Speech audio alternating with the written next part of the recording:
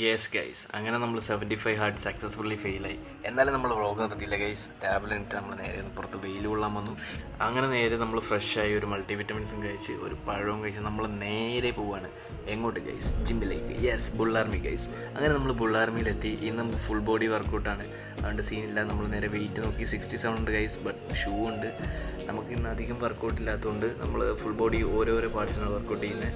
First ഞാൻ ബാക്കിന് workout ചെയ്തു, അത് കഴിഞ്ഞ് നമ്മൾ ചെസ്റ്റിന് വർക്കൗട്ട് ചെയ്തു, അതേപോലെ ഷോൾഡേഴ്സ്, പിന്നെ നേരെ പോയി ബൈസിന്, പിന്നെ നമ്മൾ ട്രൈസിന് ചെയ്തു ഗൈസ്.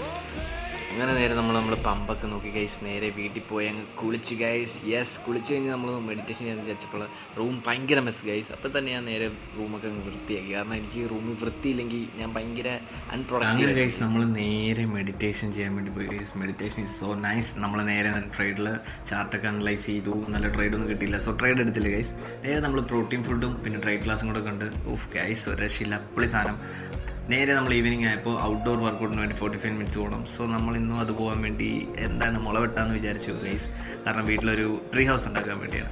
സോ അത് കഴിഞ്ഞ് ഞാൻ നേരെ വീട്ടിൽ വന്നു, കുളിച്ചു, ഫ്രഷായി കുട്ടപ്പനായി ഗൈസ്. ആൻഡ് കുട്ടപ്പനായി ഞാൻ എന്ത് ചെയ്യണം?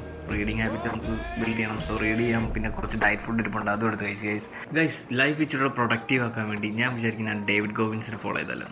ഓക്കെ.